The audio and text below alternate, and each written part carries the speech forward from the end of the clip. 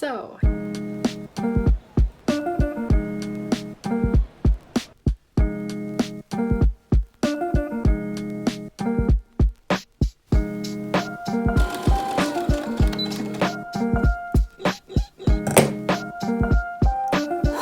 my gosh, that was close. I mean, does this look a little bit like at a kindergarten party?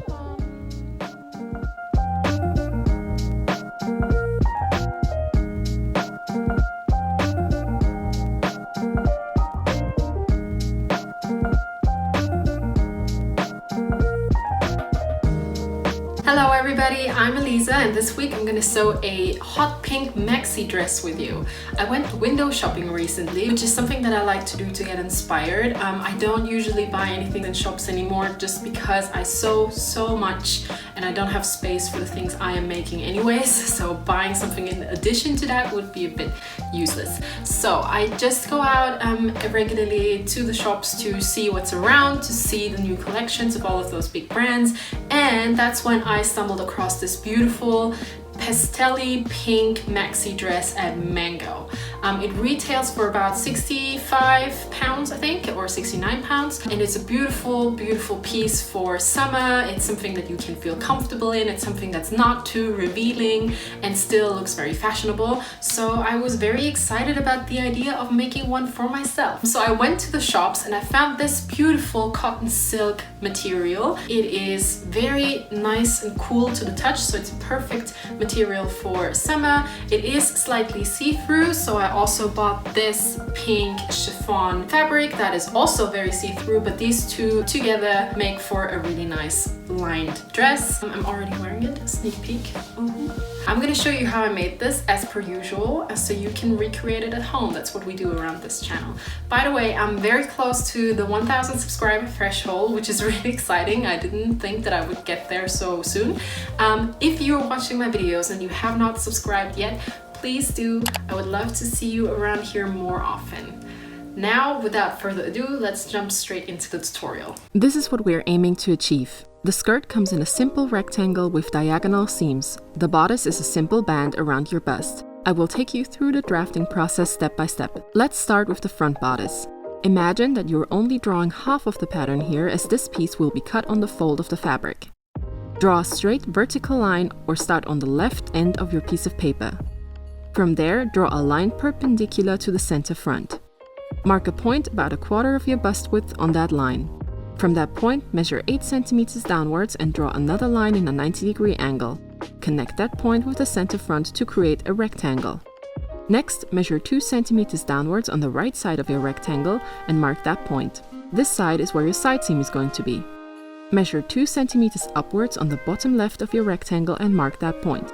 Next, connect all of these points to create a shape like this. Let's talk about the back bodice. We are constructing this piece on the fold again, so we are only drawing half of it. Create a rectangle that is 1/4 of your back width, or simply 1/4 of your bust circumference, plus 10 cm for the elastic, times 10 cm in height. Next, measure 4 cm downwards on the left of your rectangle at the center front fold, and 4 cm upwards on the bottom right at the side seam. Connect all the points to create a curved piece that looks a little bit like this. In reality, my piece isn't quite so roundish, so apologies for the poor illustration. Let's continue with the skirt. There are 2 steps to creating this pattern, so let's start with the first. This time, we are not cutting on the fold. You will need a quite big piece of paper for this, so if you don't have access to a craft paper roll, I sometimes use baking sheets, cut 2 long pieces and join them together at the long edges. So for the pattern, draw out a rectangle that is half of your hip circumference plus 5 cm for comfort, times the length of your skirt from your bust to your ankles, or however long you want it to be. For me, that was 55 times 110 cm. Measure out these points on either side of the rectangle and connect them to determine your diagonal seams. Of course, you will need to adjust them if your measurements are very different from mine, which is likely. The second step to creating the skirt pattern, as these pieces will be gathered, you will need to cut them apart and spread them out to create tiers. Depending on how gathered you want the pieces to be, you will need to add some extra width to each piece, making each piece a bit wider than the last from top to bottom. The back skirt follows the exact same steps, and because ideally you will cut the pattern on 2 layers of fabric at once, you can reuse the front skirt pattern pieces for the back skirt. The only piece you will have to redo is the very first panel of your back, which should leave room for the slanted curve of your back bodice piece. To complete the pattern, you will also need to cut 4 strips of fabric for the spaghetti straps. You can make those however wide you want them, and you will also have to cut pockets if you want to add some. I hope that this helps you to create the pattern for yourself with your own measurements.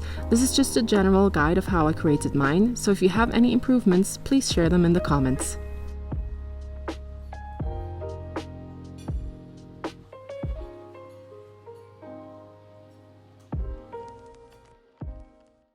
As per usual, I first started with the assembly of the bodice, or in this case the narrow panels which hold up the dress. To properly face the bodice, you will have to cut out the front and back bodice pieces from your shell fabric twice.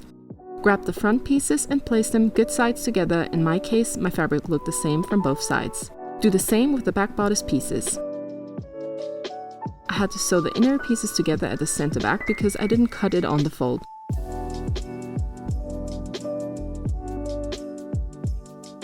Now pin it all together at the upper end, which is your neckline, and sew them together with a straight stitch.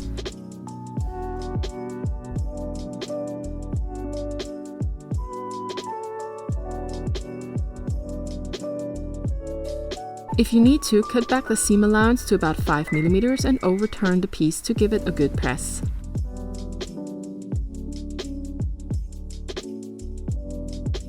Next up, and I would not recommend this at this point as it will make inserting the straps harder later, understitch the seam allowance towards the facing. You can do this after attaching the straps, as I will show in a few moments how to do, but you will have to do it at some point to make the finish nicer. To join the front and back bodice pieces together at the side seams, you will need to fold them open again and place them on top of each other, good sides facing. Place a few pins, making sure the side seams line up, and sew it.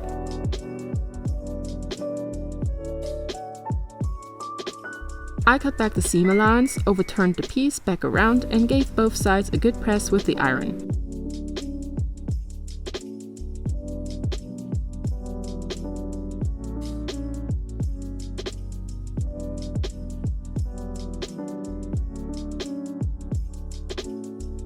Next up, I measured 10 cm towards each side from the center back.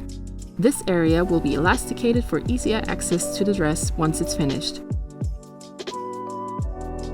Between the 2 points, mark 3 lines with a distance of 1.5 cm between them. Sew on top of these lines with a straight stitch.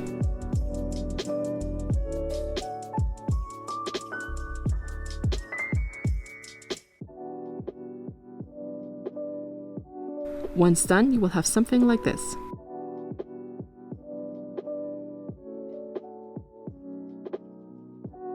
Grab an elastic and cut off about half of the width of the section you just prepared, so 10 cm of unstretched elastic. You will need 3 identical pieces. Attach a safety pin to one end and find your way between the shell and facing of the back to insert the elastic in one of the tunnels you have just sewn, making sure you secure both ends with a pin. Repeat this step with the second and third elastic as well.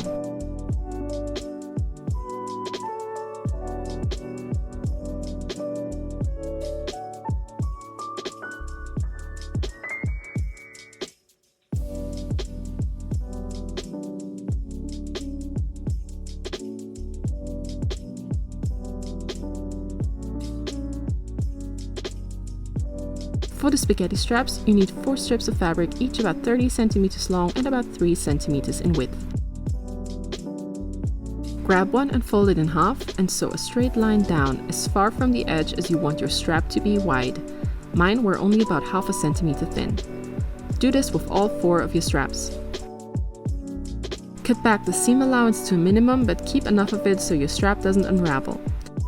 To overturn the spaghetti strap, take a double-threaded needle and secure it safely on the seam allowance on one end of your strap, making sure not to close the hole at the end. Insert your needle with the eye going first into that hole and gently guide it through that strap until you feel resistance at the end you want to pull through. Twist and turn it until the fabric folds into each other and pull the whole thing through.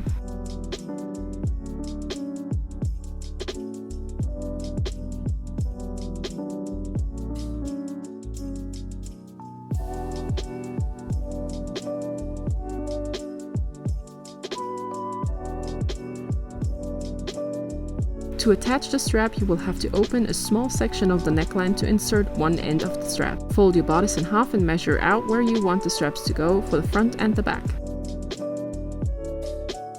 This is me undoing the understitching, so be sure to attach the straps before that step and probably before elasticating the back.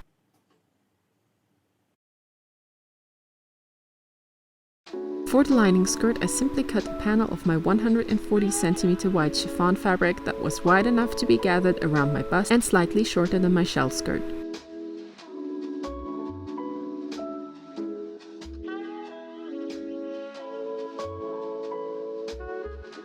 I joined the two long edges together in a French seam, which would become the center back of the skirt.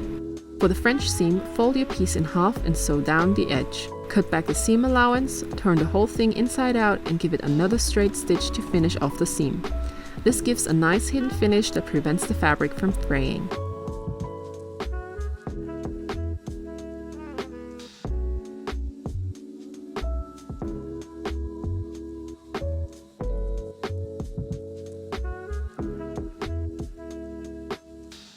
I then gathered the top end of my little tube skirt to the exact width of my bust panel / bodice piece so they would later match up.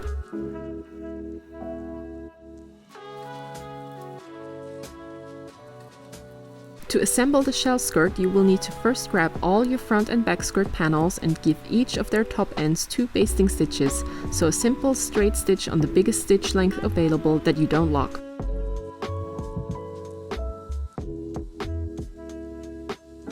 Once you've done that, you can gather each piece so that they match up. Because you will have cut each piece a bit wider than the one above, you will see nice gathering pleats at each seam.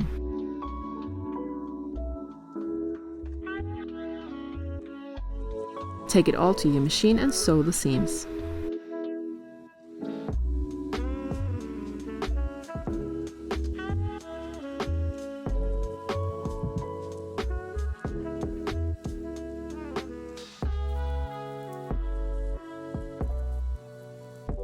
So I just pinned together all of the skirt panels and I realized that I don't have enough pink thread for my overlocker. So I think I will finish the seams in a French seam.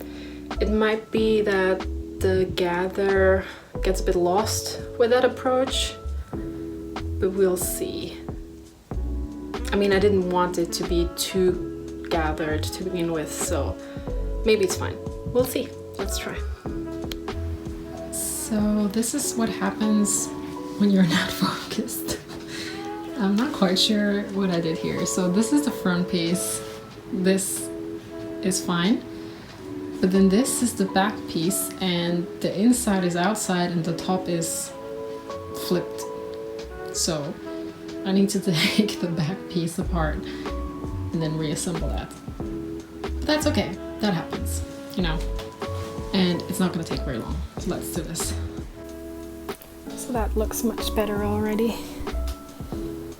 And now just sewing that back together. So I just made the executive decision that I would not do French seams on my skirt because I don't want to lose the gather that I have. So I am going to use a blanket stitch on my machine because I don't have enough pink thread for my overlocker. So that's the game plan.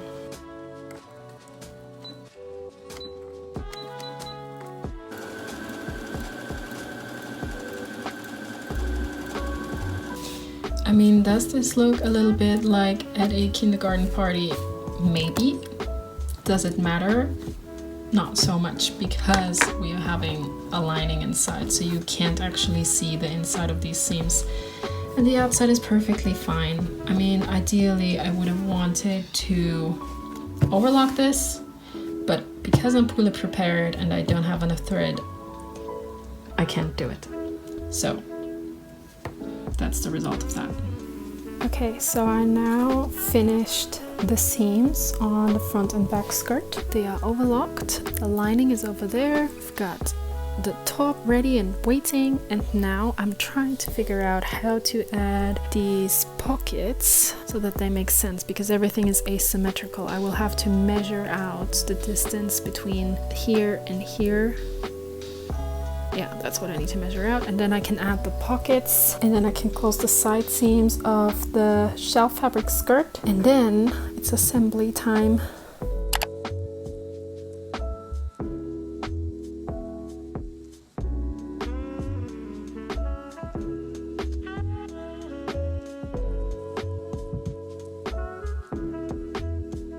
To attach the pockets, you simply place them so they are facing the good side of your fabric. Press them with your iron so they flap away from the skirt, and top stitch them onto the seam allowance.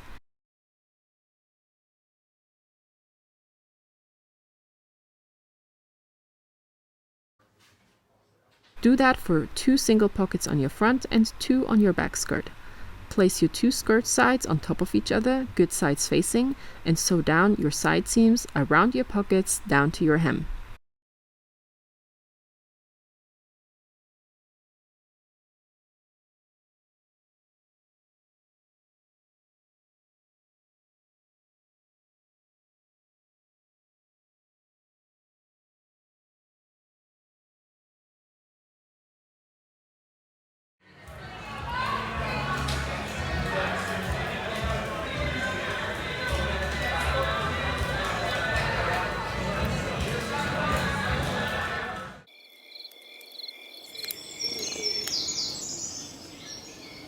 Good morning! So, yesterday I finished the top section of the dress, I finished the straps, I finished the shell skirt, I finished the lining skirt, and now all that's left to do is to join all of these pieces together, and then we're finished.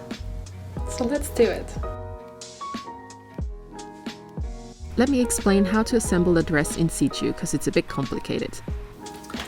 So to join all of these pieces together, it's probably a good idea to start at one point. So I have my top here, and then I have my lining skirt, and I want the nice side of the lining, so this side, to face my body, so to speak. So when I put this together, this is what I want to see, right? This is the inside, and this is what I want to see on the inside of my dress rather than the French seam, which means that I need to place it like so.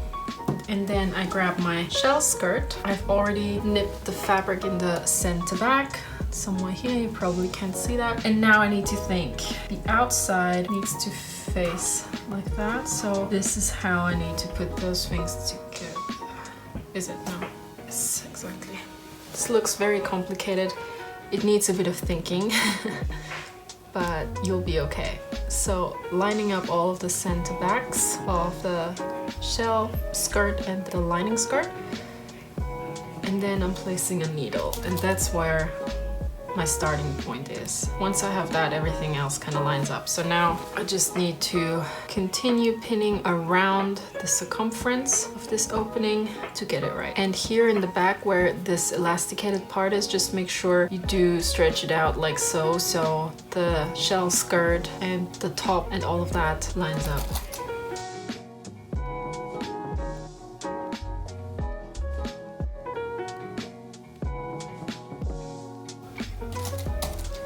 The important part is that the side seams, the center front and the center back, line up, and because the skirt is gathered, if you do have a bit of too much width going on there, that's okay. Nobody's gonna see that. This is probably the trickiest bit of the project, because if you've never done this before, I think it could be a bit confusing. Again, just sit down, take your time, and try to, you know, figure it out step by step.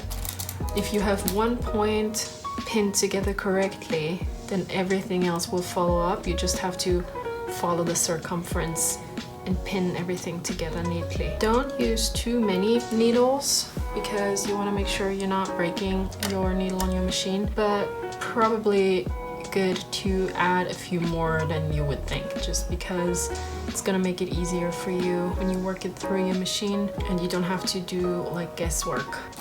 Everything's in place already. Okay, seems like I'm almost there. This apparently needs to go through here. This is a bit confusing. Okay. Oof. Yes, that's what we need. That's what we want. So now I have a bit of excess here in the lining, which I am going to redistribute around the circumference. Just going back to where I came from and then pinning the lining down, and that's how it disappears. So, you know, whenever you pin things together and they don't match up exactly, don't freak out. Just go back into the direction you came from and start to slightly redistribute everything, because you might have just gone a bit too tight in the beginning. Whew, everything is pinned. Look at that. Looks good. I'm gonna sew all the way around here, and then that is done. And the only thing left will be the hem. So let's do that.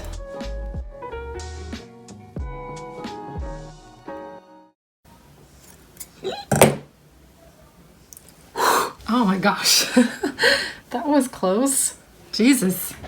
If you're still here, well done. The last thing to do is to hem both the shell and lining skirt, and I did that with a simple rolling hem.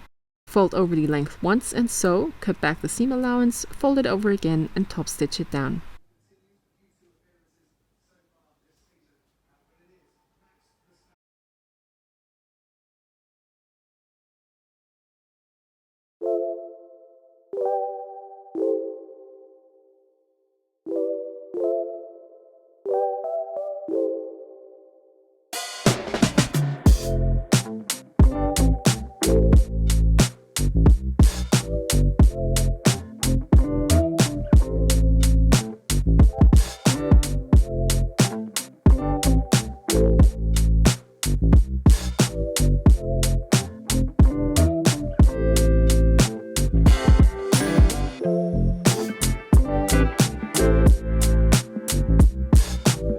Isn't this dress a happy dress? It's the epitome of comfort and good vibes, and I can't really imagine a better outfit for one of those high summer days, which I hope we will get more of soon. Although the color is super extra, I don't think it makes you appear overdressed, especially not with a pair of sneakers like I wear here. Let me know what you think about the final result in the comments. See you soon!